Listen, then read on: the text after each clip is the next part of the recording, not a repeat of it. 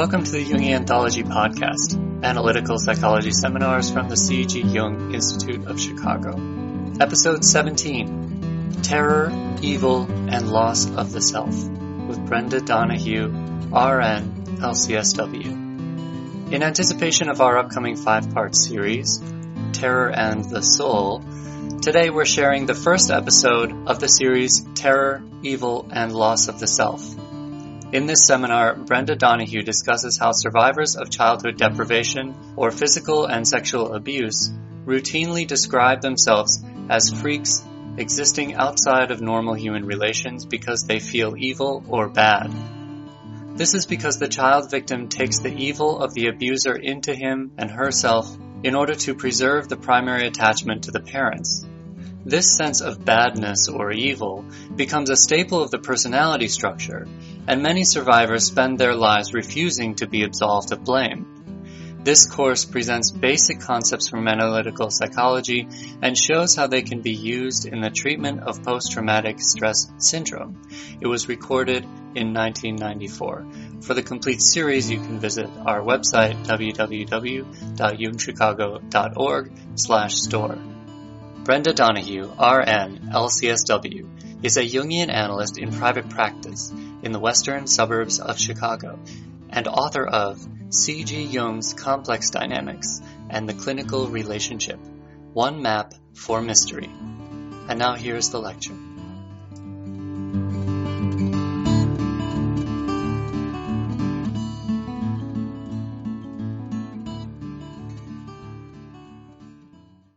The goal for the course is to present clinicians with useful tools that will help you develop a working paradigm for the treatment of patients who have experienced physical and sexual abuse or neglect.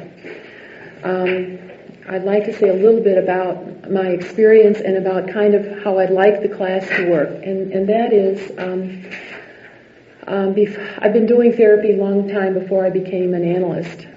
I struggled in the program trying to integrate what I had learned as a clinician with Jungian ideas, and for me that wasn't always easy. I do 2 groups a week, one men and women and one women of survivors of post-traumatic stress disorder, largely. The work that I do is long-term. I do not do brief treatment. I am not going to survive in the managed healthcare system. I don't do that kind of work, and I'm too old, I think, to learn how to treat somebody in 6 sessions. So, that really is the base that I operate under. People who work with me usually work with me for 6 or 8 years. It's a long time. Oftentimes, they go into group and work individually as well as in group, and they don't go into group until they have a fairly well-developed observing ego. So that's kind of a sense of a little bit of how I work. I would ask that in the class, that rather than work with theory, that we try and think about people that we've worked with and see if we can ask questions about that and work together on trying to understand how to work with them. So that's kind of the format. I will be talking about theory. Some of it is very boring. And yet I'd like us to think about how it works, what works and what doesn't work. I've got some operating assumptions in the way that I work. The first is that the survivor is the author and arbiter of his or her own recovery. The analyst remains neutral, and that means that we don't take sides with parts of the patient as opposed to other parts, and that we refrain from advancing a personal agenda. This doesn't mean that the analyst does not respond with empathy, but rather that the analyst understands that there's a difference between siding with parts of the patient and working with the patient to develop an understanding of these parts. The analytic work with this kind of patient, and I think with all kinds of patients, really requires mutual collaboration and cannot be done without it. If the patient is unable to collaborate, then an assessment can be made with the help of the patient so that the work can move towards that goal. If the patient cannot collaborate or learn to collaborate, it is difficult for change to take place. And I think that it may become likely that the analytic work will replicate the trauma. Okay? The third thing is that the relationship between the analyst and the patient is a triad. The analyst, the patient, and the victim or the perpetrator. And the victim and perpetrator construct will change in the work. The goal of the work is for the analyst and the observing ego of the patient to develop ways to identify the projective mechanisms that maintain the perpetrator-victim structure in the outer world, and slowly begin to pull those projections in so that the inner structure can be worked with and that individuation can be loosened and take place. And that's really what I'm going to be talking about. It's the work of the analyst to bear witness to the patient's story, not to rescue and not to reject. The therapeutic agreement should be clear. Both parties are committed to recovery, truth-telling, cooperation in the work. Boundaries are clearly defined, but can be negotiated. For instance, have an agreement with the patient to see them once a week at such and such a time, but they begin having flashbacks, and they begin having a difficult time. So the patient calls, the time to be seen is renegotiated, and they may be seen 2 to 3 times a week when they're undergoing, difficult periods. And then you work within the structure to change it again as the need takes place. So there's kind of an overall agreement about meeting time and fee and late cancel ideas, but the structure can be negotiated. I think the main idea there, and for those of you who have worked with people with post-traumatic stress disorder, it really is important that the patient not scare the daylights out of the analyst, and sometimes that can happen. The sixth is that the analyst needs to have a strong support system, which includes a safe, structured, and regular forum for reviewing clinical work, where he or she is safe to have their feelings and to hypothesize about what might be going on with the patient. That's real important. Seventh one is that this class is a way for us to explore what works and what may be useful for us as clinicians when working with patients like this. Any case material that I may be used or that you present, I ask that be distorted and disguised in order to protect confidentiality. So I'd like us to talk about patients, but at the same time I'm going to distort and delete and change whoever it is that I talk about so that they're not recognized. The eighth assumption about this class is please ask a lot of questions. I'm assuming that you're all clinicians. The work that we do is difficult, sometimes painful, and I ask that we collaborate and share so that the more you ask, the more you'll get.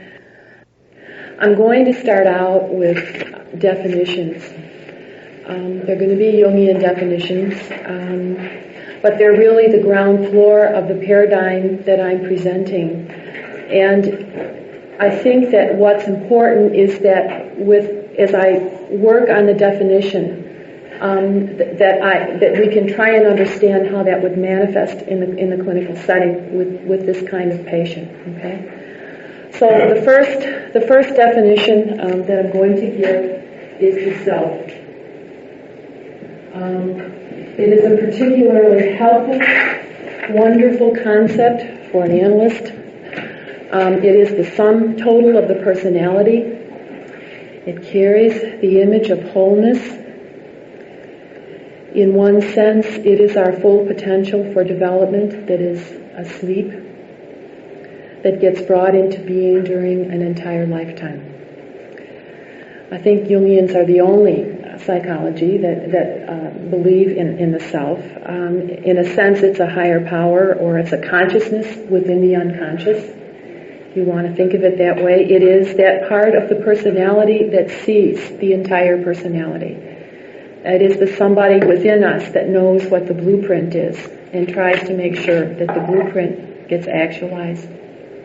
It is the architect and also the blueprint that undergirds the entire development of a person. And it is this concept that makes Jungian analysis different from any other kind of clinical work. Because the analyst knows that there is a part of the patient that knows how to knit the patient together again. Somebody said vicarious trauma. There's oftentimes when in my own way, and I'm listening to someone, I pray. Because I don't know what else to do. And I think if I didn't have a trust and sometimes a knowledge that there was something inside the patient that knew how to knit them together after what they've been through, I don't think that I could do the work. Okay? Now the knitting together process that goes on is the relationship between the self and the ego. And I'll define what I mean by ego in a minute. But that relationship over a lifetime is called individuation. Okay. Now rather than give you a definition, I'm going to tell you a story. Okay? Because that works better for me.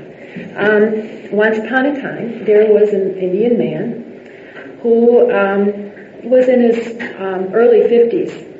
And he'd grown up, like most kids on the reservation, as a little boy. He'd been taken away to the white schools, and he wasn't allowed to learn his language. He was abused, and he grew up, and he be physically abused in the school. And he grew up, and he became an alcoholic, and drank himself into oblivion for most of his life, married, and lost his wife, and lost a relationship with his children, and finally somehow came to terms, without AA, with his alcoholism and stopped drinking and began having a life for himself. And by the time he was in his early 50s, he was married for the second time, and he was, working on the reservation, and he had a kind of a life. He never had any training in the ways of his people, and he began having a terrible longing inside of him. And he didn't know what that longing was about, but he didn't sleep well, and something was wrong, and he didn't know what was wrong. And he didn't know what to do because he didn't have anyone to talk to. And finally, he went to the medicine man, an old medicine man, who kept the old ways, and he said, "Look, I'm having trouble sleeping, and I'm very troubled, and I shouldn't be troubled. I'm not drinking. I love my wife. I'm working. I have a life. I don't know what's wrong." And the medicine man said, "Well, you've never been initiated as a man, and so you're going to have to go up and cry for a vision." And so the old man said, "Okay, I'll do that. I will go up and cry for a vision." And he did the purging, and he did the sweat lodge, and he went up into the mountain for 3 days with no food and no water, and he had a vision. A hummingbird appeared to him and said to him that he was to transmit the ways of his people to the world. And the man came down from the mountain, and he felt very empowered and very awed and very inflated. And he went to the medicine man and said, "I've had this wonderful vision, and I'm going to do this." And then they both went in, "How?" And so he didn't know how. And he had a powerful experience. So his longing increased, and he didn't know how to express his vision. And so a year came around, and he went up and cried for a vision again. And he cried for a vision for 5 years. He was absolutely in despair. He felt pressed and longing for something. He was suffering, and he didn't know why. He had this terrible vision, and by now it was a terrible vision because he didn't know how to do it. He felt helpless. And finally, he was in a store one day buying 3-penny nails, and there was a man ahead of him, and on the reservation in the stores they have everything. They have clothes and food and anything you would want to buy, even old pawn. And he saw the man ahead of him, and the man ahead of him was buying oil paints. And he looked at the paints and he said, "Oh, that's it." Never seen them before, never been exposed to any kind of painting, on a learning level. And he bought the paints on consignment. He didn't pay any money for them, and he took the paints and the easel and the palette knife and the palette home and set it up in his bedroom, and nothing happened. And over a period of time, he brought the easel and the paints out, and he began painting what he saw. And a couple years later, he brought some of his paintings in to pay for bills, and coincidentally, people from New York were going past and saw his paintings and took them with them to New York, and today his paintings are hanging in museums. Now, that's a story of individuation. And what has happened for the man, as what happens for all of us, is that he had a very constricted idea of what his life was supposed to be like. And the self had a much bigger idea. And all of the time that it took him to go up in the mountains and cry for a vision and learn how to paint, his consciousness was changing and expanding into something that looked more in keeping with his own process and his own talents. And that really is what the process of individuation is. It's a moving from a constricted, narrow attitude into something more deeper and more in keeping with who we are. And we can't make the leap all at once. That man could not have had his paintings hanging in museums after he went up and cried for his vision. The process that he went through was as important for him as the paintings. And that's individuation. Now, ask me questions. No questions.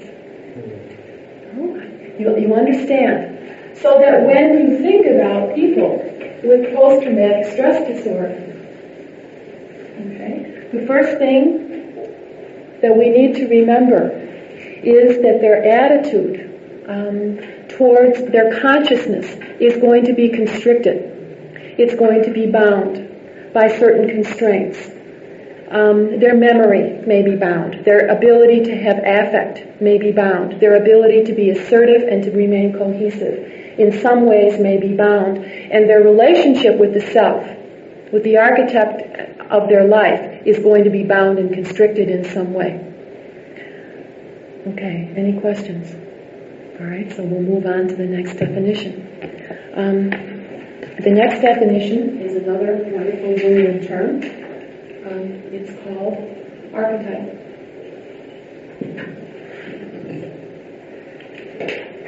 I don't know of any other discipline that has archetype.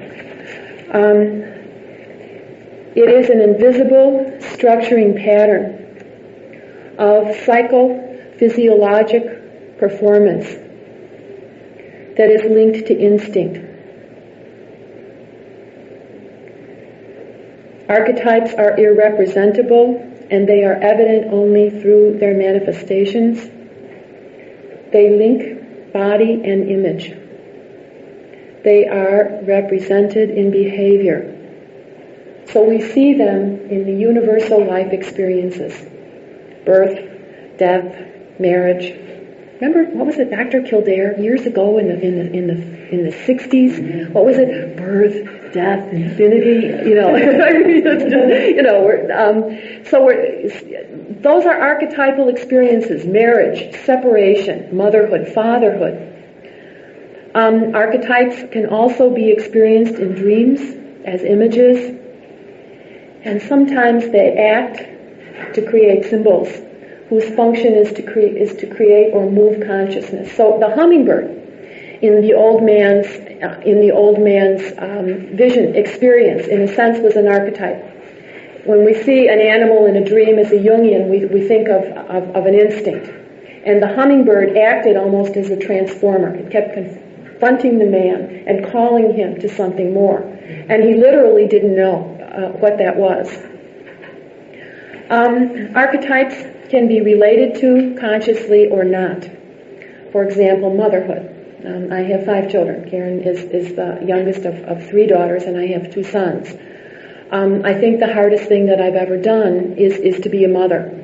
And one moves from, a state of excited anticipation to the birth process, which is painful, to the parenting process, to the letting go process when they grow up and they get their car or they go out and they're gone. And it's one can relate to that process consciously or not. So in our culture, you see all kinds of parenting classes, all kinds of ways to learn how to become conscious of doing something that looks like it's real easy. But we don't have doctorates in parenting. I wish we did. So we can relate to it consciously or not. If any of you have ever watched infant observational studies, You can see mothers handling babies over and over again. They've done a lot of this in England since World War II. And sometimes you'll see a mother that's absolutely in sync with the baby. Absolutely, they dance together, and it's beautiful to watch. And sometimes you'll see a mother that looks like she's doing all the right things, and it looks right, but they're not in sync. There's a dissonance. Some of that is archetypal. There's a readiness in the mother and a readiness in the baby to respond to one another, and there's kind of a lock and key mechanism, and so they're responding. In the one that doesn't work, there's a wrongness in the readiness of the baby and or a wrongness in the readiness of the mother, and somehow they're not meeting. They're missing one another. Archetypes in the guise of symbols that are fascinating and compelling arise in dreams when an individual is preparing to give up a bit of unconsciousness, or conversely, when the unconscious is preparing to yield up one of its treasures. One of the people that I'm working with right now is having powerful father dreams. And before, when her father spoke, and this is her history, she was incested by her father for a long period of time, and he was the only support that she had. The mother was very non-available. She was, for many reasons. And this woman literally worshipped her father, and the father taught the woman to worship him. That was part of the incestual relationship. And her dreams over a period of the last 6 or 8 months have changed to where she has grown from a little tiny figure confronting this great big father to where she's a grown-up woman talking to him and saying, "What you did to me is wrong." Now this is happening in the dream process, but the dream process is anticipating her daily life process. Her daily life process is part work. So we have the part of her that is confronting the father in the dream. But we also have the part of her little girl who adores and worships her father, and the part of her little girl who is enraged with her father. And we have our relationship with her observing ego and myself, watching the little girl who adores her father and the little girl who's enraged with her father, and listening to the dream and knowing that because these parts are still at war with each other, it's not time yet for her to speak her piece to him. Does that make sense to you? So the dream is about a relationship partly with an archetypal father who has shrunk to human terms that she can relate to, but she's still split. So we don't take the dream, in her case, to mean that she's had this experience of confronting her father, so now it's time for her to go out and confront him. And I'll say much more about this. What I'm wanting to point out here is a relationship with an archetype that shows up in a dream and then changes. As she becomes more conscious, this big, huge father begins to change and become able to be related to, and that's the inner structure. Okay? Any questions about that? I'm moving too fast, but we'll come back. Any questions about archetypes? I have a question about this. Would dissociation fit here in that if you were just looking at the little girl and ignoring if she was doing it? No. Let me say a little bit about that. Let me think. Let me move this back. Okay. Now, here's me. Let's talk about a timeline in analytical work. And along this timeline, we'll talk about the patient being here and her dream, her inner structure, let's say her relationship to the father archetype, the father being very big and she being very small in the dream. Okay? So here's the dream. This structure of the little girl who worships her father and the little girl who's angry with her father doesn't exist. Okay? So here's the dream. In the outer world, in the everyday world, this patient is beginning after telling her story. She has memory, but she has no emotion. She has memory. She can somewhat be a little assertive in her everyday life, a little bit. She has no affectivity, flat affect. And when she has affect, she dissociates. She doesn't have anything inside of her to be able to, she flies apart. So, a little bit down the road, okay, she begins to discover, because she feels contained in the analytic work, she begins to discover that she's got parts. She has, and I'll just name the two I named. She's got the little girl who really worshipped and adored her father and thought that he was the greatest thing ever. And she's got the part that is beginning to say, he hurt me. If he really loved me, he wouldn't have hurt me. And the part of her that's beginning to say that is an observing ego. And she can begin to say, I'm having feelings because I feel like I'm flying apart. Part of that is the part of me that doesn't want to ever admit that my father did anything to hurt me because I worship and adore him. And part of that is because there's a part of me that is absolutely enraged at what he did. Okay? Did that answer your question? Okay, so the dissociation would be linked for her with this overwhelming experience of this great big father and this little bitty her. Okay. We've talked about two concepts, the self, an archetype, and the next concept is ego. The ego is an archetype. That is a bio-psycho-social center for consciousness. The ego is an archetype in that everyone has one. Later on, I'll be talking about complexes.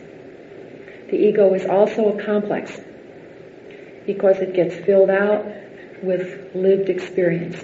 The ego collects experiences around itself. And we're going to talk at some length about that. The ego consciousness is the capacity to be accurately aware of what is going on in the outer world. It holds the capacity for self-reflection or to be aware of internal experience. Ego consciousness fluctuates. We wake, we sleep, we dream. The structure of the ego is dynamic and static. It is static. Any of you have read Stern's Interpersonal World of the Infant? He talks about the ego having four capacities: memory, affectivity, cohesiveness, and assertiveness. Okay? That's the static structure of the ego. The structure of the ego is dynamic because its development rises out of the self. But it is dependent upon relationships in the outer environment for stable growth. So you've got static and dynamic. And for the ego, the self and the significant other in the beginning of development are the same. Now that's a very important concept if you apply it to victims of post-traumatic stress disorder, because you can see that the internal and the external in the dynamic structure aspect of the ego are linked. And so for the victim of post-traumatic stress disorder, they would experience the victimization as no different from the experience of the self on one level. Does that make sense to you? Okay. So in a very basic, broad sense, that's what's walking into the office, okay, in terms of being wounded. So in a sense, it's very nice to have priests in the class, because this person needs that kind of mediation sometimes between the ego and the self. Could I suggest something else? I had a client who had been kidnapped as a child, and she was kidnapped by someone who was a very, very dangerous person. And she she had no memory of this thing. She was just gone for many hours. And the impact of it was she became a kleptomaniac. Now, her child became psychotic. And so my feeling was that the child was responding to the unconscious element in the parent that she's interacting with. A part of the parent that the parent was not taught at all. Okay. So when you say that they're coming in with their interaction with the other person, I'm saying it's not just the other person. As the person is known, that the child has access to a part of the parent that the parent doesn't have himself. Yes, that's right. And when I begin talking about the process of introjection, we'll begin talking about how we, or the victim, takes in generalized experiences of the parenting person, significant people who impact on the child, and that includes teachers and the culture. So there can be a tremendous amount taken in or introjected that interferes with the relationship with the self. In the case of the child who was kidnapped, she was stolen. And what I would suggest to you is that if she began having memory, or perhaps she began to be assertive, or perhaps she experienced affect, that she lost a sense of cohesiveness and became anxious. And that instead of identifying with the victim, she identified with the perpetrator and stole to relieve her anxiety. Does that make sense? So that the ego is a complicated, dynamic, and energetic process. Could you follow up with that? Because Sure. you just put that into your paradigm really good. Yes. Could you just go back? You want me to go back over? Yeah. Okay. You talked about, your name? Diane. You talked about having a patient who was kidnapped as a child by somebody who was very dangerous for hours, and she had no memory. Okay? It may be that if memory came back, or if she was forced, or she needed, in order to adapt, she needed to be assertive. I would say maybe memory, because she didn't have memory. Or perhaps feelings that impinged upon this experience became activated. Her sense of cohesiveness ruptured, creating anxiety. And that rather than feel the feelings that she felt as a victim, she identified with the perpetrator and stole. She was a kleptomaniac. Does that? Okay. Does that? Okay. Thank you for making me go over that. Any other questions about how I got there? We can do either. Okay. Now, could you talk a little bit more about how you mean cohesiveness? You don't necessarily mean the opposite of dissociability. No, I don't. We have a sense of history, a sense of an ongoingness, a sense of an I that goes on. Someone who is lacking in a sense of cohesiveness will have that disrupted.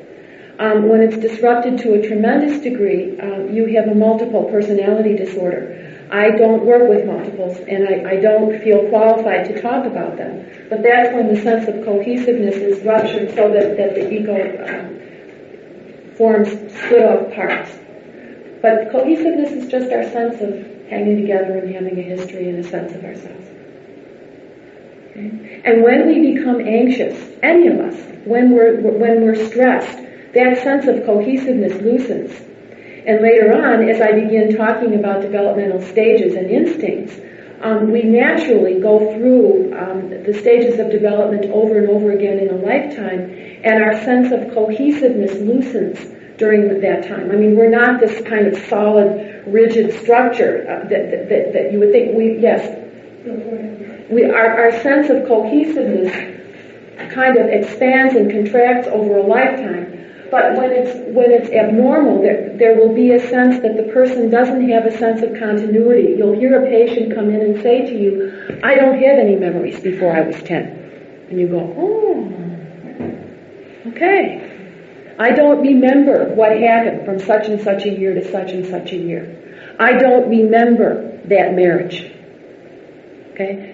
It's a lack of memory, but it's also, you'll get a sense of a big interruption in the life where their sense of continuity was somehow interrupted. Question? Yeah, my question was, earlier you indicated that you do parts work. Yes. And I was wondering, is there a certain model that you use? God, you know, that's...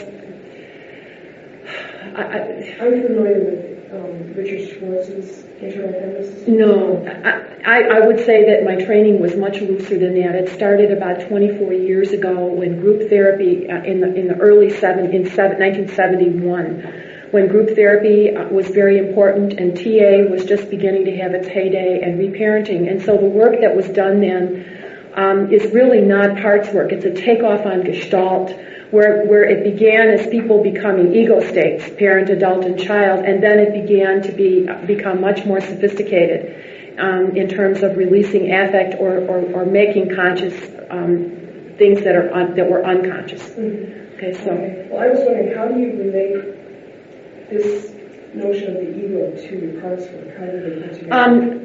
The easiest way to talk about that is I don't. I'm probably making a theoretical boo-boo. What I do with patients is to begin working with developing enough of an observing ego so that they can tolerate or hold memories, feelings, and maybe make some behavioral changes where they can tolerate or hold beginning to step back and observe what's going on inside of them. So, for instance, the person that I talked about who began seeing me was 1 year out of cocaine and alcohol detox and began having trouble managing the day-to-day life and the day-to-day relationships, and so came to work with me with full memory of the fact that they had been incested from the time they were 3 until the time they were 15, but could not have any affect, dissociated when they had affect, and couldn't be assertive, and so began the work. And basically, it was a telling of the story over and over again. As that happened, and the person began to be able to link memory with body experiences, they began to develop enough of an ability to observe their internal experience, to not be in complex. And I'm getting ahead of myself when I talk about complex and being in complex, but to develop enough of an observing ego to be able to say, when I feel this particular sensation in my chest or this particular sensation in my legs, I know I'm reacting out of a pattern that was there when I was incested. And when the person can have enough of an observing ego to be able to talk about their experience and enough to hold it, then we can begin doing parts work. And the parts work is very important, because then what we get to is the part of them that feels victimized, the part of them that is angry and hates me for listening to their, the stories about the perpetrator. So it's a way to work transference, countertransference issues, but it cannot be done until there's enough of an observing ego for the patient to step back into after they step into the part. Does that? Yeah, I'm just wondering, do you see these different functions in someone that's been traumatized? Do you see them being sort of held by different parts? Let me go on, because these are not necessarily the parts. The memory, the assertiveness, affectivity, and cohesiveness are normal parts of the ego that get filled out with life experience. Okay? When I think about parts, I would think about the part of them that's the perpetrator, and the part of them that has been victimized, and the part of them... Oh, Karina, thank you. The part of them, for instance, this woman had a mother who was born premature, and literally was non-available to her. The mother was neurologically damaged, I'm almost positive, and literally would get so anxious. It sounded obsessive-compulsive personality disorder, and literally was not available to this woman. And so she worshipped her father. As she developed her observing ego, she had memory. She was not able to have affectivity. As her affect came back, she was aware of a part of her that was very like her mother. That when she would have affect, she would act like her mother and get very anxious and be very busy and very driven. It was very helpful for her to be able to confront that part of herself and talk about her anxiety and how stupid she was and how she didn't like having a daughter and how unavailable she was. It was helpful for that woman to be able to do that, to get enough of a take on that part of herself that when she would become anxious, when she would become driven, she could say, oh, that's my mother part. Separate from it and go on. Does that? So it was a way. It's a way for patients after they have developed an observing ego to begin to identify parts that take over, parts of complexes that take over, and to work that without getting caught in it. Okay. Yeah. Could you define observing ego? Because you use that a lot of times in separately. It is the part of a person that can say, right now, my chest is tight. Yeah, I understand the capacity of the observing ego, but how does it relate to the self and to the ego that you define? Okay, it's consciousness. If you're not conscious of the self, you're not, in a sense, you're not related to it. If you're not conscious of, I don't want to define complex yet, so let me think. The particular patient that I'm talking about probably had a rudimentary observing ego. But when she would become anxious, she would snort cocaine. Or when she would become anxious, she would drink to numb herself off or to make her experience ecstatic in other ways, because cocaine was a high for her. That was a wiping out of an observing ego. It was a dampening down of her observing ego. Okay? I don't know how to define it other than to say it is the capacity of a person to have memory, to have affectivity, to be assertive, and to hold and contain their experience and to talk about it. Okay? Okay, yeah. I think it's an important... It is. And it's going to have to be fleshed out. Yeah, it's going to... It seems to me that there are lots of parts of the personality that are able to observe. Yes. They don't all observe without judgment. That's right. They don't all observe... it seems like the observing ego, in order to be effective, has to have some of the qualities of the self. It has to have the ability to observe without judgment. And no. I don't think I've ever had a patient who could observe themselves without a judgment. I would say a quicker way to talk about it would be to say that it is the capacity of a person to be able to observe when they're in complex and to step out of it. And since I haven't defined complex yet, I'm getting ahead of myself. But it is that capacity to be able to say, wait, I'm in complex. I'm in the there and then instead of the here and now. What am I feeling? What is it like? And how can I get out of this state? Okay, yes? It seems like children will be traumatized often go into a different state of consciousness. Yes. That they go into what we have a transport state, and so they wouldn't have the memory. It's their defense. It's Yes. like they tune out everything that's going on around them. So That's right. their ego would never be there. That's right. That's dissociation. They dissociate, sometimes fragment. But that is important. You're right. And let me come back to it when I talk about complex, because I think it'll fit more easily for you then. Okay? All right. Can I just ask, the dynamic ego, is that part that's been interjected by the person? Is that... Okay, the dynamic part of the ego is like the man in the story who longed. Okay, and the longing pulled him into development. And that's the dynamic part of the ego. he longed for something. He knew he was missing something. Okay? And the static part would be these: the memory, the assertiveness, the affectivity, and the cohesiveness.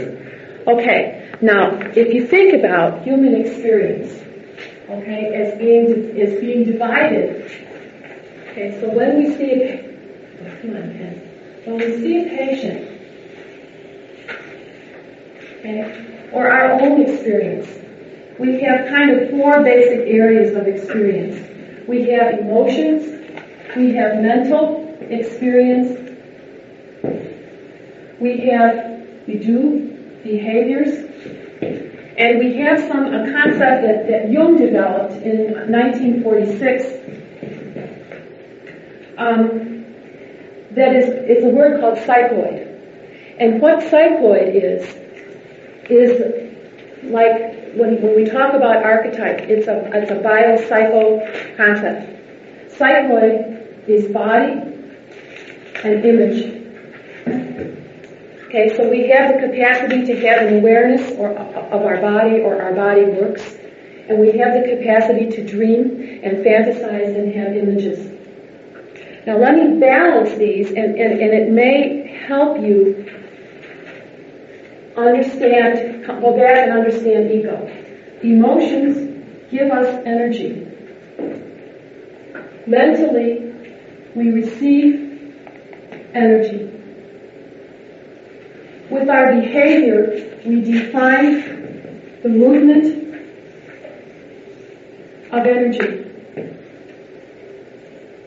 And the psychoid aspect of human experience holds energy.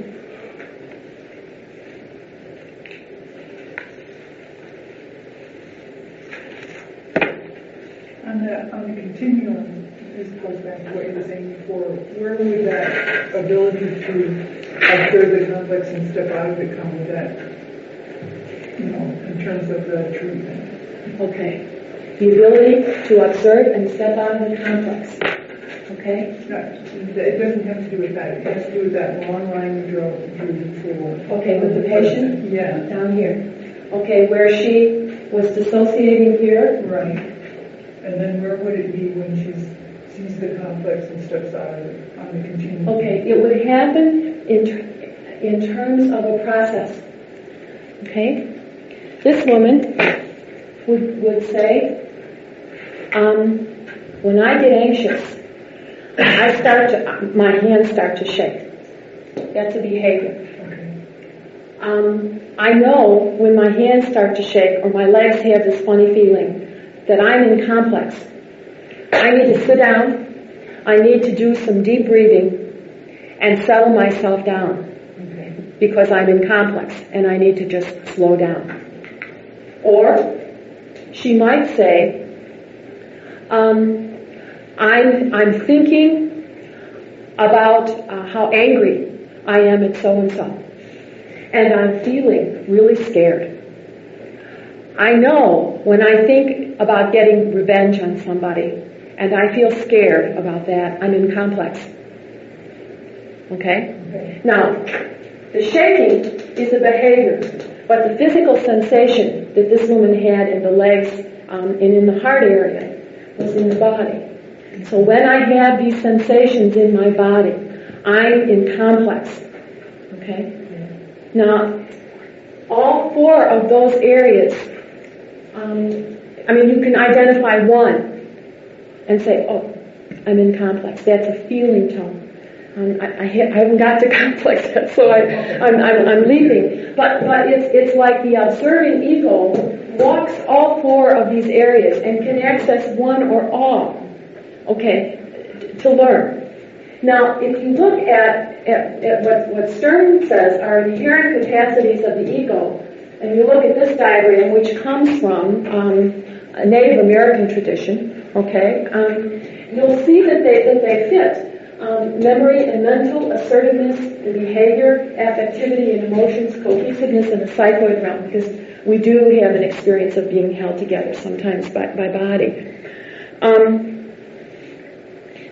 The ego locks into this basic human structure, and I think, at least as best I know from what I've studied, all of the ways that we psychologically treat people can fall into these 4 areas. Okay. We can talk about complex. All right.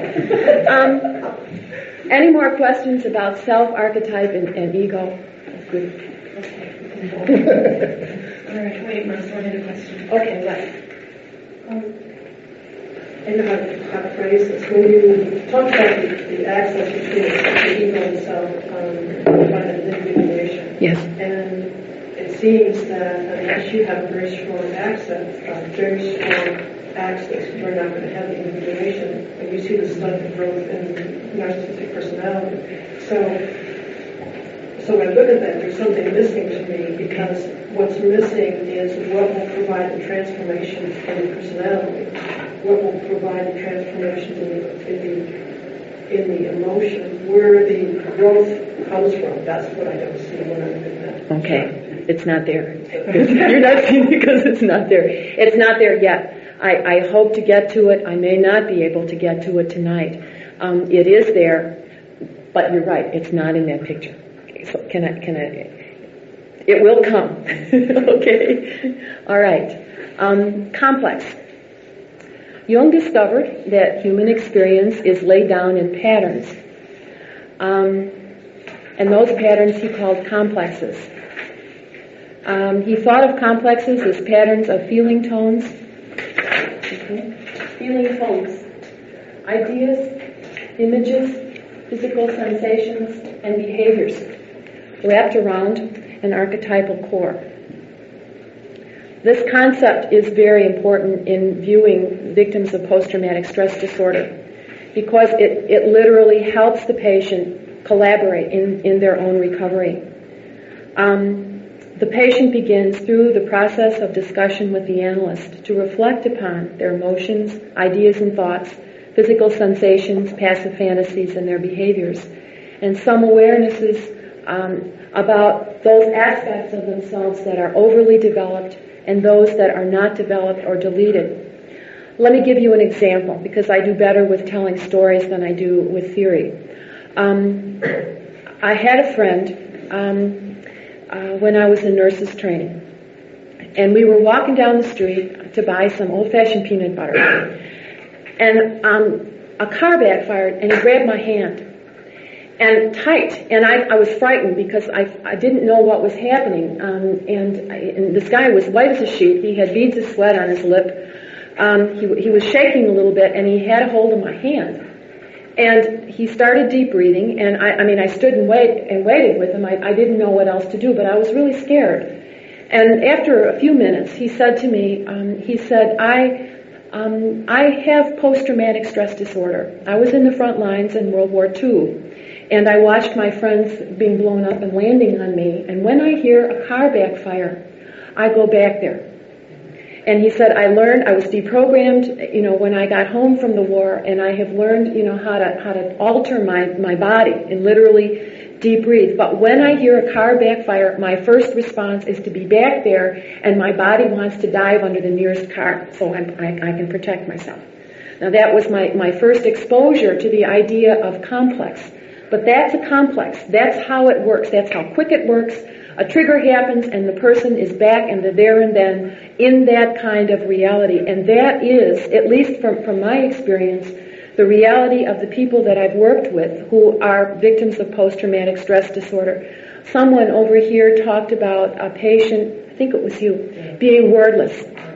Okay, I would guess, I don't know, but I would guess that wordlessness may be because part of them is back in a different kind of an experience and they're unable to talk about it. So that's a complex.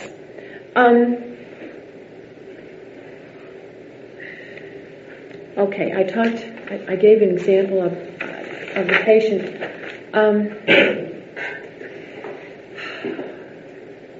Let me think of another example.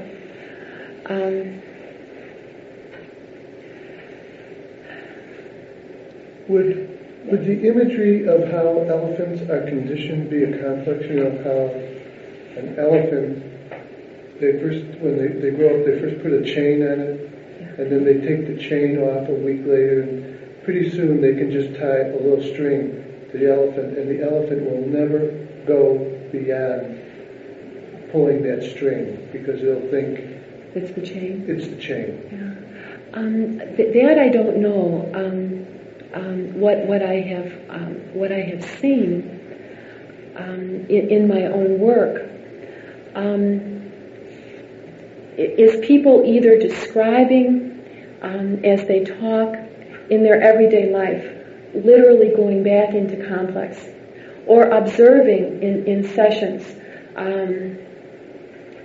I mean, it happens so many times during the week. I don't even think I could count it. Where something that I say is misperceived, linked to something that's very judgmental or critical of the person. Y'all have had that experience. We call it transference. But on one level, those kind of distortions and deletions and generalizations have to do with damage or wounding that has, or the experience of that taking over and literally overriding the present reality. That the complex overrides the reality. So when you say how important the observing ego is, yes, it is, because the work is to learn when the reality, the present day reality, is being overridden, and how to learn how to step out of that. Yes. A person who has the dissociation, I don't know if you refer that towards the complex or not, but I'm finding that even though the person may not be able to integrate the dissociation, they can learn how this dissociation functions. And they can learn the triggers as to what they will get caught up in with another person if they thoroughly understand the dissociation, even though they have no control over it. Okay, can you give me an example, or give us an example? A woman who is drawn to abusive men. Now, she comes from a home where she has been physically abused, and the complex that you might be describing as a complex where love is associated with violence. That's what she has experienced. People who love her are violent towards her. So that when she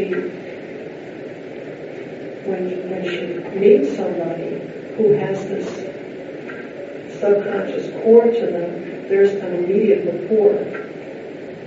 And if she can sense this click that happens immediately, then she can learn that she is getting involved once again in this kind of a relationship and catch herself before it happens, even though that dissociation hasn't been integrated as yet. Okay, I don't understand what you mean by dissociation. Well, I guess I'm confused between my concept of dissociation and your concept of complex. I'm not sure if they're the same thing or they're different. Okay, I don't know. Can you help me with what you mean by dissociation?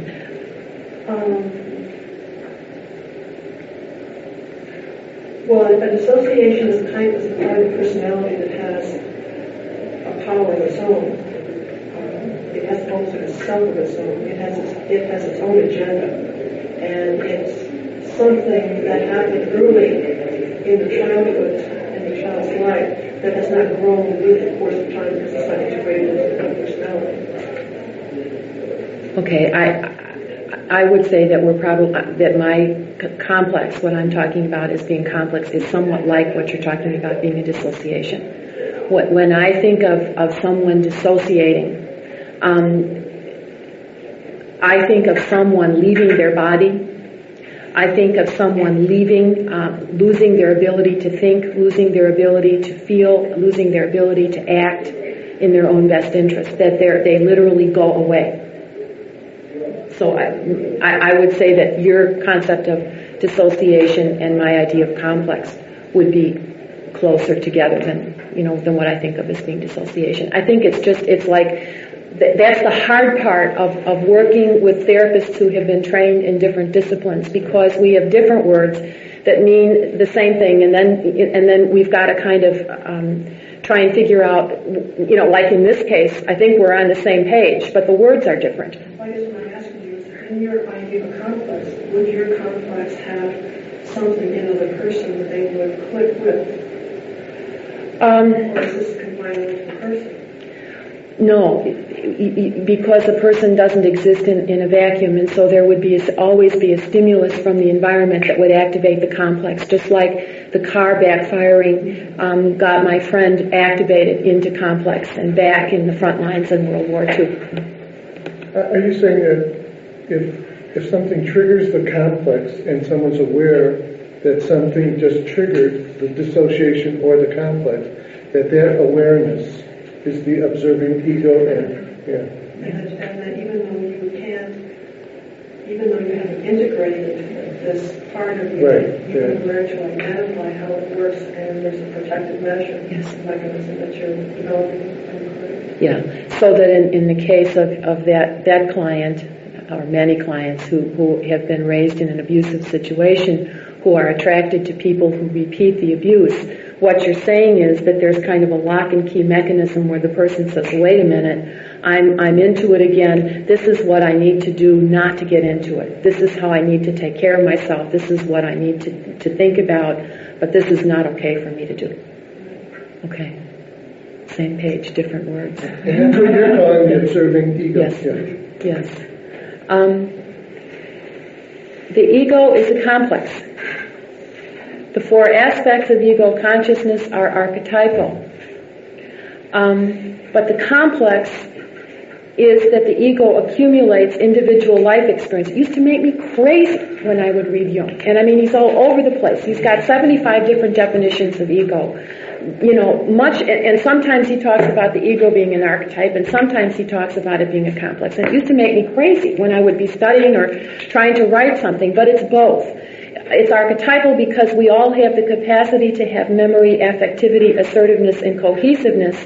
But the ego is a complex because it gets filled out as we cycle through the developmental stages and we get our own kind of experience that are attracted to the ego. And the core of the ego and the circumference of the ego is the self. Now, let me say something about that, because that sounds so metaphysical. And what has that got to do if you work in a mental health system where you have a patient come in who's hurting and who's got post-traumatic stress disorder? The self is always there. And I think that the one thing that I have seen over and over again in my patients is the hope in them that I believe that they can get better. And the only way that I can believe that they can get better is to trust that there's something in them that knows how to knit them together. Because sometimes that's all I have. That's a big piece. You bet. You bet it is. Please. Do you really mean that the self is the center of the ego, or the center of? It's the center. It's the center and circumference. So it's like you can think of it in two ways. If you make a cone and you go to the bottom of the cone, the self is there. And if you make the cone go out, it's the circumference. It's a metaphysical concept. The way that I would say that people experience it as the center is. What is it? I hate to. It's okay. But I've never heard it called the center of the ego. Okay, I've always heard the self being called the center of the sum total it is. of the personality It is. and the circumference. Okay. It includes much more than just the ego. Okay, it does. And what I mean by that is that in working clinical terms, it is the part of a person. Let me give you an example. A patient who worked for a long time, had memories come up, talked about the memories in a group, wept, had people weep with her, checked out because after she wept and talked about the memories, she had shame. It was like the part of the center of that, or the invisible part of that, was the part of her that stepped out and trusted that there was something in her that knew what she was about. And so when I say the center of the ego, I don't mean to collapse it into something less than the ego. What I mean is that it is an experience that people have, that there's something in themselves that's trustworthy, that knows what they need. So I'm talking about an experiential definition rather than a cognitive one. It's that woman, when she finished her work, stood up and she said, "This is the first time I have ever known, going through this. I felt like the ground holds me up. I felt like I'm here and I can trust myself. I can trust that I take in that people care about me even though my father did terrible things to me, that I'm not bad." It's an experiential center, not a cognitive one. Does that make sense to you? Yeah, that's why I don't understand why it would be the center of the ego, but... Okay. It's probably not a well thought out version. I think I'm more talking about an experience of being centered, of being trusting something within oneself, and I guess that wouldn't be the center of the ego. It would just be a sense of centeredness. Okay? Yeah, okay. So in your story about the man who goes through the initiatory process, Yes. then it's the part that he doesn't know what is coming for his initiation into who he is. Well, he didn't say, I don't get this. Nothing's happening. Who gives it? Who gives a darn? I don't care. I give up. He didn't say that. He trusted that something was really happening. He trusted that something would be revealed to him. It's that I'm talking about. Give me a better definition for it than center of the ego. On that, the image of the hummingbird is that it moves so fast but it stays in the same place. Okay. And he was able to stay in the place while the movement was taking place in him in order to go to the next step. He didn't, that image of stasis and dynamism at the same time is what the hummingbird, to me, is an image of. Okay. I think you're right, though. I think that's not a good way to say it. But I don't know how to say it. Can you help me out? Maybe talks about... Yeah, Maurice Donahue in this case talked about the ego as being privileged, complex, and Edinger just expands on the whole concept of ego self-access. And each needs the other for confusion. I mean, the ego needs to live out the demands of the self. So that helps you. You can think of the ego as being the center of consciousness in the unconscious. Or you can think of it being the sum total of the personality. Experientially, you can think of it as being that part inwardly of a person that they somehow trust to take the next step. That would be for me, that would be the transcendent function. That's yes and no. I'd have to. Yeah, I mean, let that's me the way think about I it. would incorporate Okay. that. You want to say more? Well, for me, that's the place of doubting what's going to happen, and what's going to happen is I can't know about it. If I did know about it, I wouldn't be there, and so I would have to let go of that and trust that would be there for me, and it would be going into a void or a darkness. It'd be going into a place of unknowing. And letting go and trusting that function would be there for me. That would be for me. Okay, so and it's that like would be a transcendence, because I wouldn't be. My ego would not be in control. There would have to be something else in control of that process. So the ego would be reaching towards something or trying to dialogue with something. The ego would have no control over that. Okay. It would have to trust that process. Yeah, but there's the other aspect where it's like the nitty-gritty. It's like brushing your teeth. It's like the next thing next.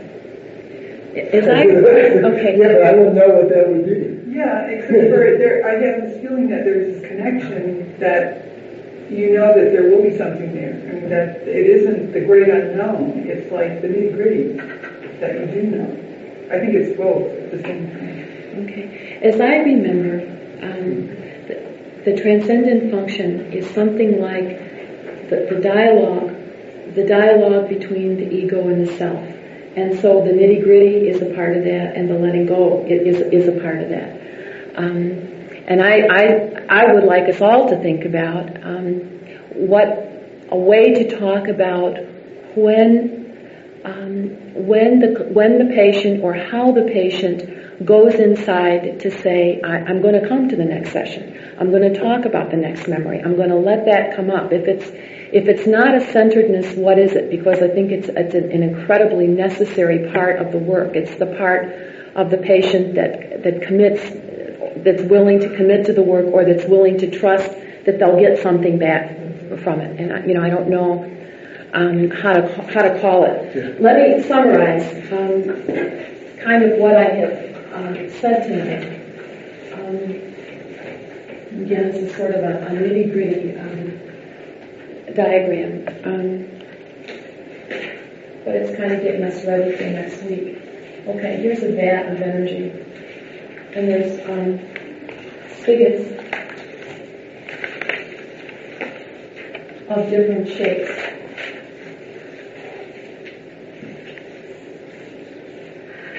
Okay. Let's say that the vat is filled with energy, and that the differing shapes are archetypes that at different times release the energy. That's always been a simpler way for me to think about archetypes.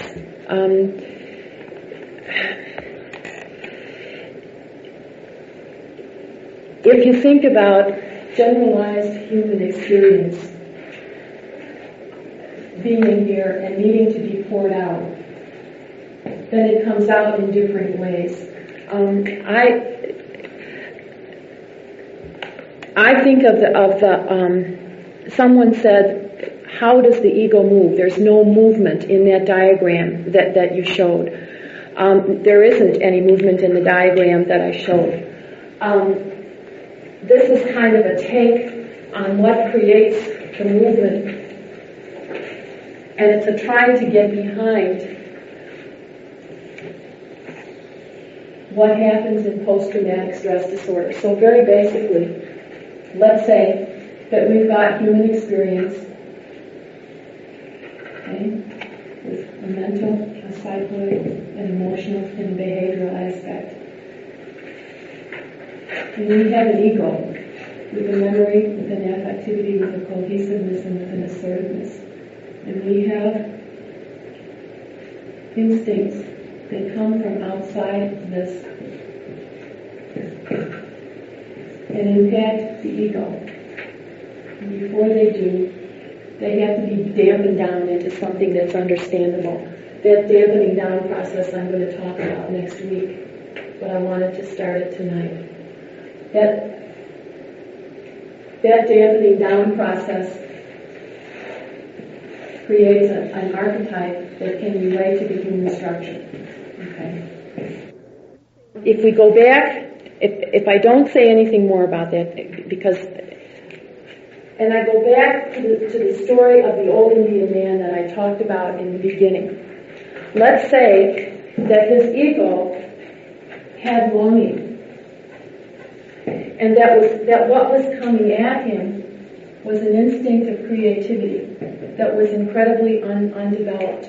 And that these two, over a period of time, because of a hummingbird, began to have a relationship until he developed his creativity. If you think about that process with someone who's a victim of post-traumatic stress disorder being interrupted, and being interrupted by a complex or a series of complexes where the mental, the emotional, the behavioral, or the psychoid components of generalized human experience, or memory, assertiveness, affectivity, and cohesiveness is interfered with, and a complex develops that distorts this relationship, so that the ego longing and the relationship with with the instinct, in this old man's case, creativity, is distorted, generalized, or deleted. So that the woman that I've been talking about does not have a spiritual life, has developed a profession, over the time that she's been working with me and can work. But when memories began to come up, was so unable to function, and her experience was so distorted, she hallucinated, and medication was about the only thing that could help her maintain her cohesiveness. Gradually, over time, as her observing ego has developed, and she begins to step outside of complex, she's beginning to learn that at the very base of her sexuality and her sexual identity is something that is so wounded and so distorted for her that she still is not able to have children and does not know if she'll ever be able to do that. She is not able, I think, at this time,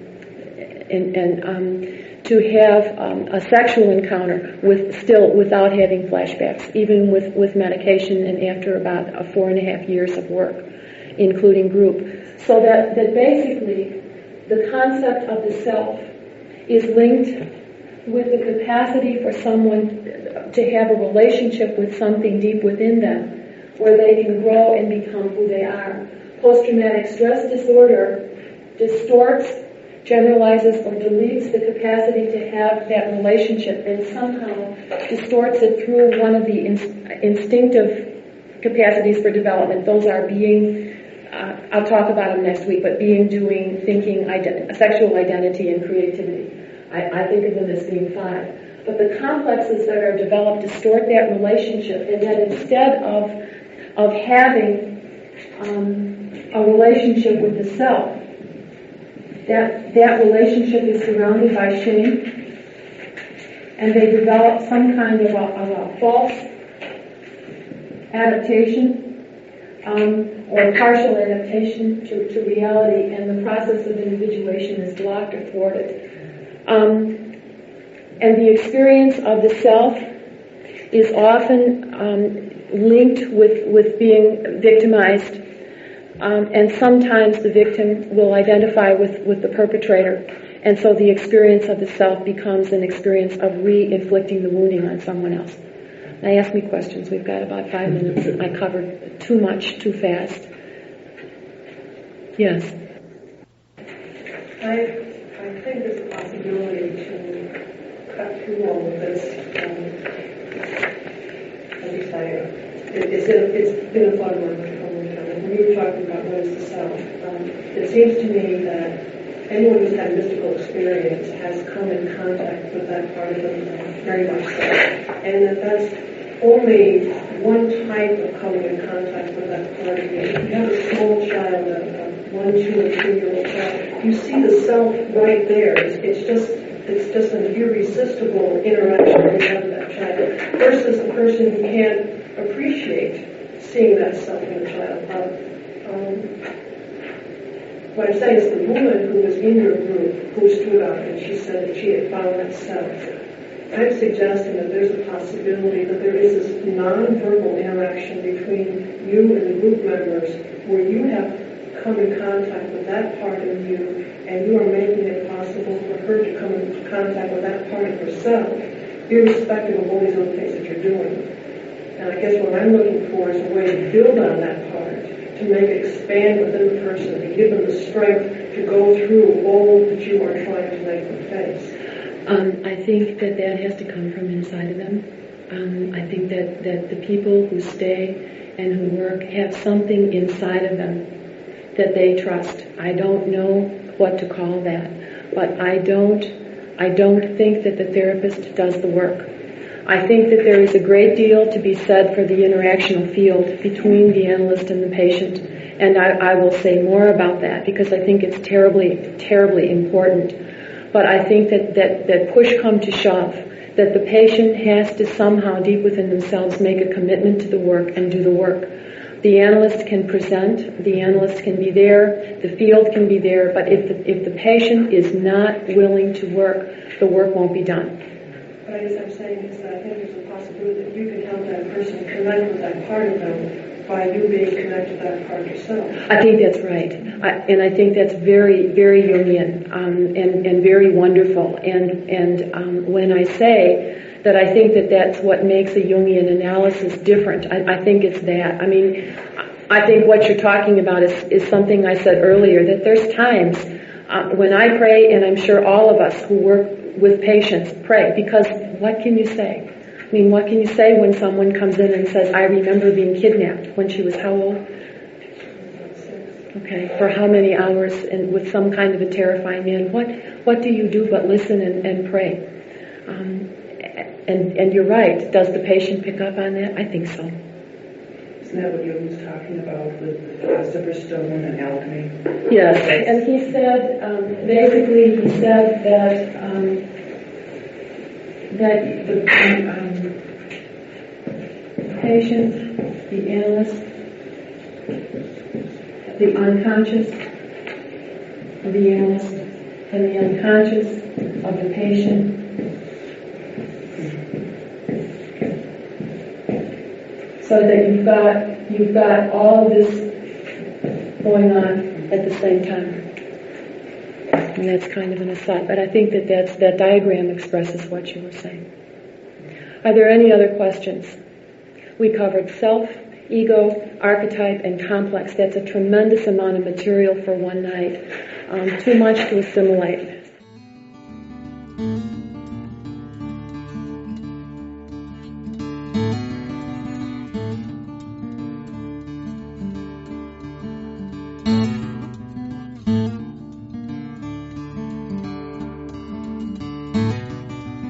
This podcast is distributed under a Creative Commons Attribution, Non-Commercial, No Derivatives license. Share it all you like as long as you maintain the attribution to the speaker, but please do not change it or sell it. If you like this episode, tell your friends about us or leave us a review on iTunes. For more information about classes, training programs, videos, audio, this podcast, or to find a Jungian analyst near you, visit our website, www.jungchicago.org.